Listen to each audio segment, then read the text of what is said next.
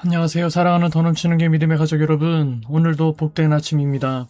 오늘도 이 새벽 성찬 하나님의 말씀을 묵상하시는 이 귀한 말씀의 자리에 나오신 여러분들을 축복합니다.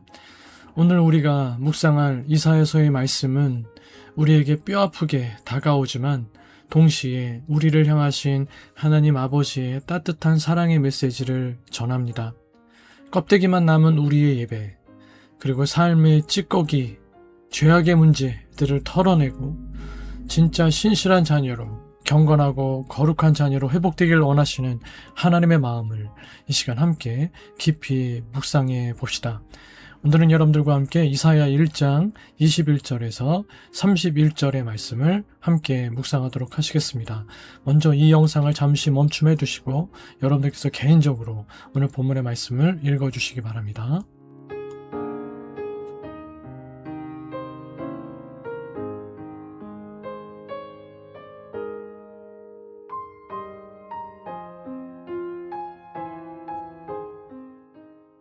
네, 다 읽으셨죠? 오늘 본문 말씀을 통해서 징계는 회복의 시작입니다 라는 제목으로 함께 말씀을 나누겠습니다. 먼저 오늘도 매일 성경 수훈에 있는 성경 이해를 중심으로 해서 오늘 본문 말씀 전체의 내용을 살펴보도록 하겠습니다. 호세아 선지자는 가나안 우상을 섬기는 이스라엘을 창녀에 비유했는데 이사야 선지자는 사회적 정의와 공의를 상실한 이스라엘을 창녀에 비유합니다. 오늘 본문에서 정의는 약자를 보호하는 사법적인 행위를 가리키고 공의는 이웃의 아픔에 공감하는 근본적인 태도를 말합니다. 남유다의 지도자들은 하나님보다 도둑과 짝하였고 이웃 사랑이라는 말씀의 본질을 외면하고 폭력으로 자기 배를 불렸으며 연약한 이들의 보호장치인 재판을 뇌물로 오염시켰습니다. 고아와 과부 같은 사회적 약자들의 눈물과 억울함은 외면하면서 뇌물을 받는 데는 기꺼이 재빠르게 손을 내밀었습니다. 하나님은 지극정성으로 드리는 그들의 예배를 찌꺼기 섞인 은과 물 섞인 포도주에 비유하십니다. 찌꺼기를 청소하려면 독한 잿물에 세척해야 하고 불순물을 제거하려면 불에 담가야 합니다. 예루살렘의 죄를 제거하기 위해 하나님은 심판의 잿물과 불을 사용하실 수밖에 없습니다.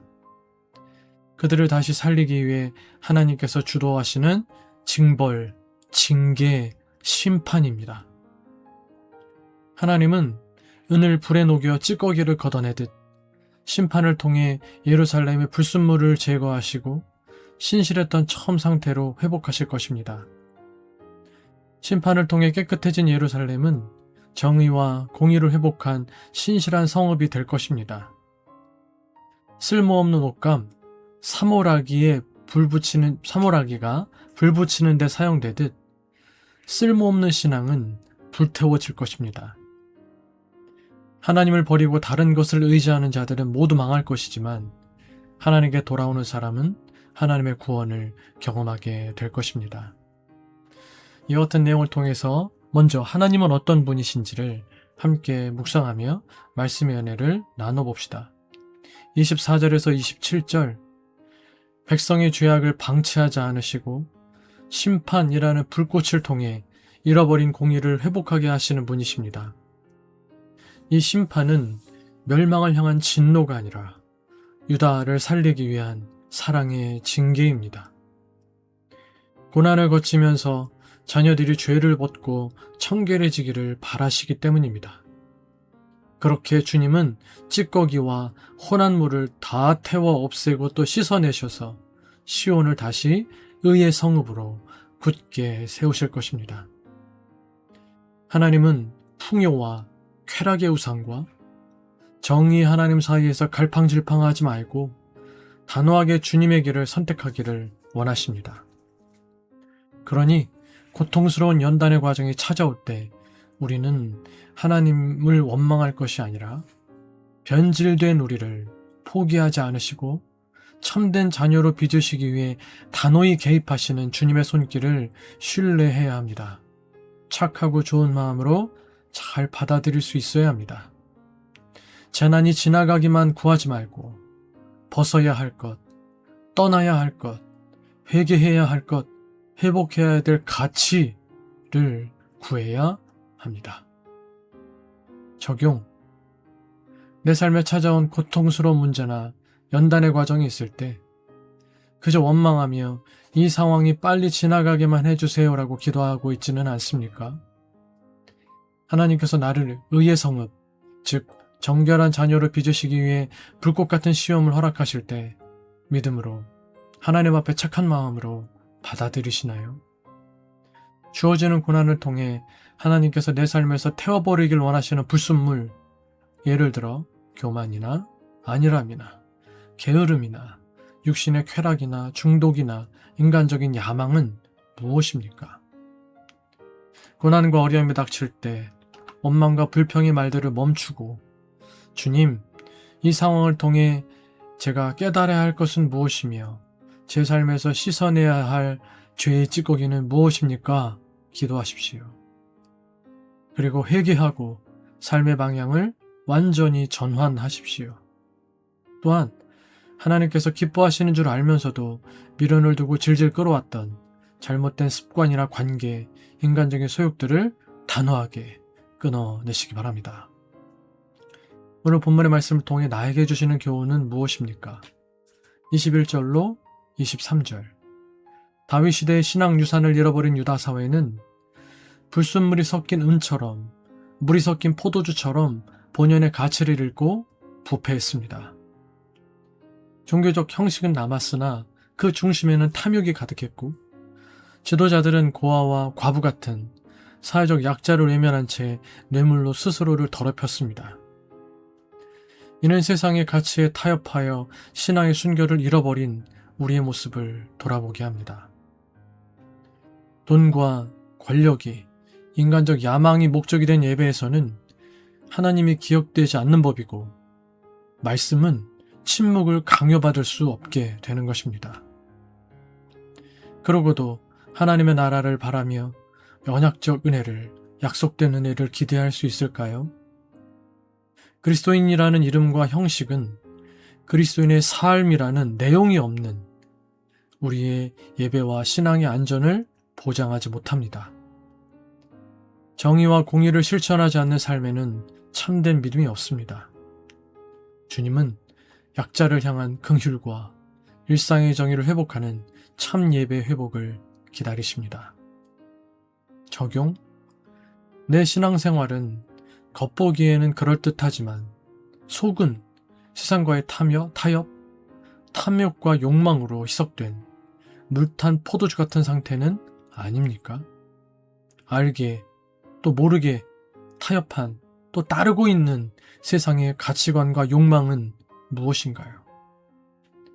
나의 이익을 위해 타협했고 타협하려 했던 잘못들, 정의롭지 못하고 공의롭지 못한 일들을 회개하고 바로잡으시는 이 아침 되시기를 바라겠습니다.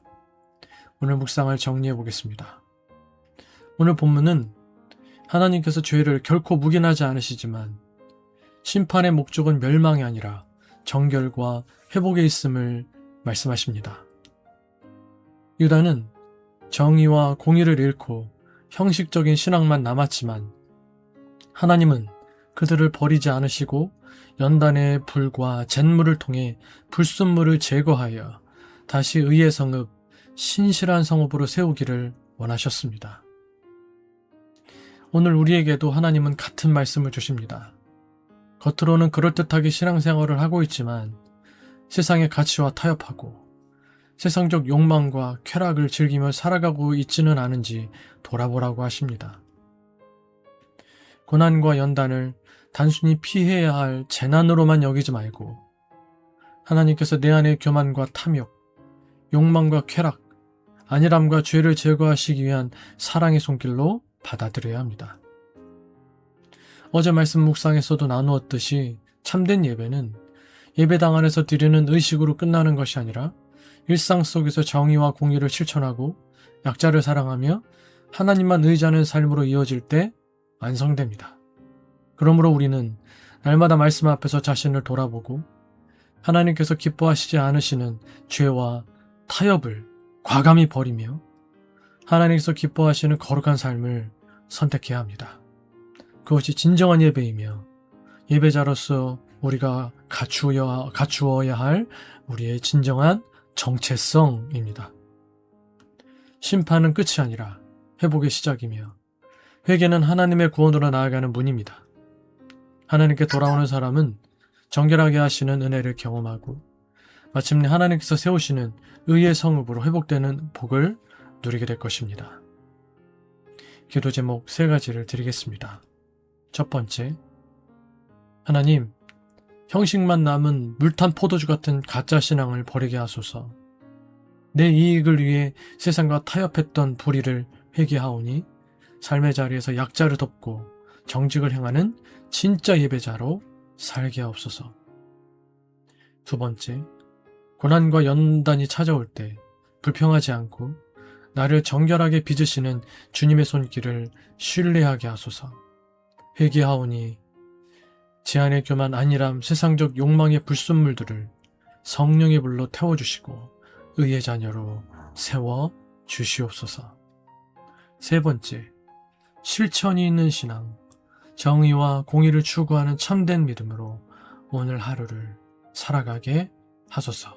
기도하시기 바라고, 계속해서 교회를 위하여서 우리 교회의 영적 성숙 또 건강한 수적 성장을 위하여 8월 16일 17일 날 있게 될 여름 신앙 수련회를 위하여 기도해 주시고, 또 우리 믿음의 가족들을 위해서 우리 믿음의 가족들이 참된 예배자로서 예배의 자리에 나오고 또 예배자로 살아가게 될 수 있도록 서로를 중보하며 기도하시고, 또 부족한 저를 위해서 여러분들의 개인적인 기도 제목 돌려서 기도하시다가 일상의 삶을 시작하실 수 있는 이 아침 되시기를 바라겠습니다.